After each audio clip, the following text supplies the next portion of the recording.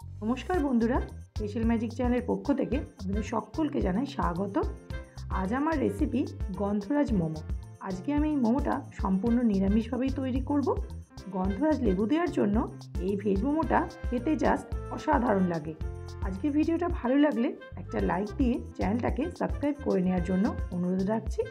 চলুন তাহলে রেসিপিটা শুরু করে দেওয়া যাক। রেসিপিটা বানানোর জন্য প্রথমে কড়াইতে দিয়ে দিচ্ছি 4 চামচ সাদা তেল। তেলটা গরম হয়ে গেলে এর মধ্যে দিয়ে দিচ্ছি 1 চামচ গ্রেট করে রাখা আদা। আদাটাকে একটু তেলের সাথে নাড়াচাড়া করে নিচ্ছি। এবার এর মধ্যে দিয়ে দিলাম গ্রেট করে রাখা একটা ছোট সাইজের বাঁধাকপি।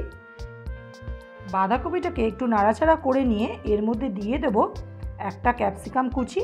আমি এইভাবে ছোট ছোট করে কুচিয়ে নিয়েছি।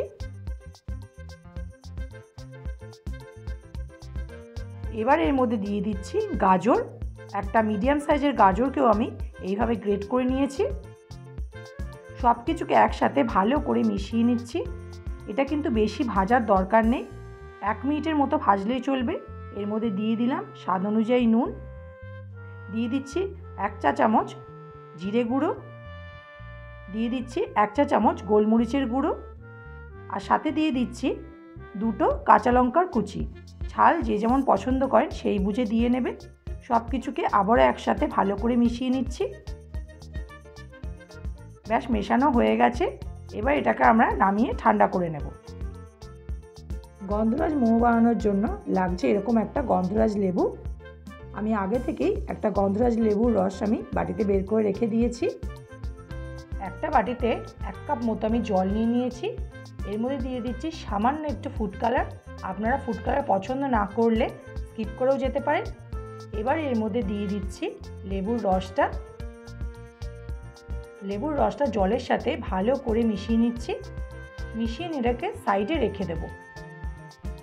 মোমোর ডোটা বানানোর জন্য একটা পাত্রের মধ্যে নিয়ে নিচ্ছি 1 কাপ আটা, আর দিয়ে দিচ্ছি 1 কাপ ময়দা। আমি এখানে ময়দা আর আটাটা হাফ হাফ নিয়েছি। আপনারা চাইলে পুরোটা আটা দিয়ে কিংবা পুরোটা ময়দা দিয়েও করতে পারেন। সাথে দিয়ে দিলাম সামান্য একটু নুন। সব কিছুকে একসাথে ভালোভাবে মিশিয়ে নিচ্ছি। এবার এর মধ্যে 1 চামচের মতো সাদা তেল দিয়ে দিচ্ছি ময়ানের জন্য। তেলটাকেও আটার সাথে ভালো করে মিশিয়ে নিচ্ছি। মেশানো হয়ে গেলে এর মধ্যে অল্প অল্প করে জল দিয়ে একটা ডো তৈরি করে নেব।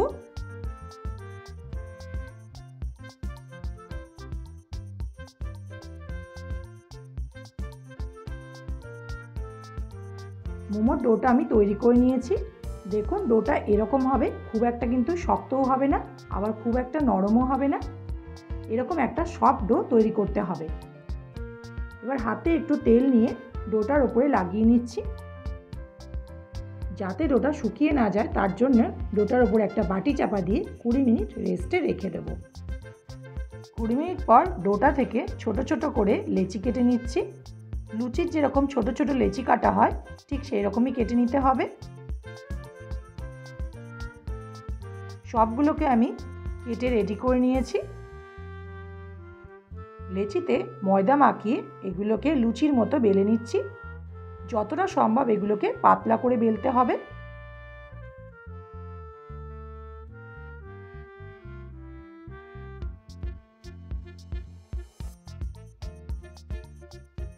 কয়েকটাকে আমি বেলে রেডি করে নিলাম। এবার পুরটা ঠান্ডা হয়ে গেছে। পুরটার মধ্যে আমি 2 চামচ গন্ধরাজ লেবুর রস মিশিয়ে নিচ্ছি। এই গন্ধরাজ লেবুর রসটা মেশানোর জন্য পুরটা থেকে খুব সুন্দর একটা গন্ধ বেরোবে।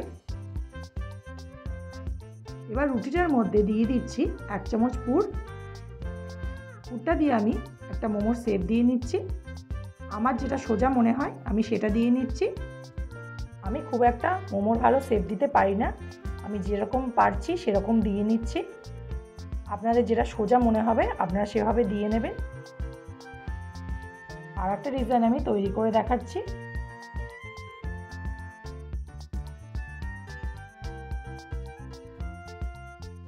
এই গোল ডিজাইনটাই সব থেকে আমার সোজা মনে হয়। এইভাবে আমি সমস্ত মোমোগুলোকে তৈরি করে নেব। মোমোগুলো স্টিম করার জন্য একটা ঝাঁঝরি থালা নিয়েছি।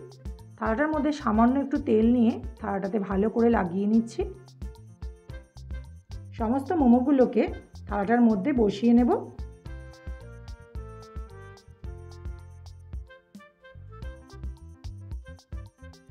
অন্যদিকে আগে থেকে একটা ডেকচিতে জল ফুটতে দিয়ে দিয়েছিলাম, এর মধ্যে আমি থালাটা বসিয়ে দিলাম।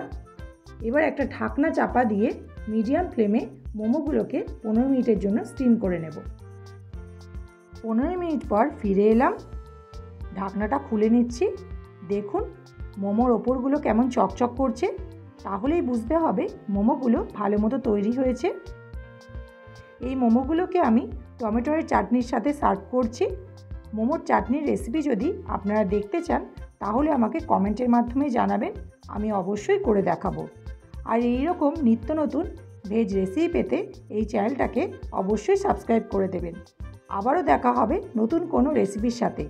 ততক্ষণ ভালো থাকবেন, সুস্থ থাকবেন। ধন্যবাদ।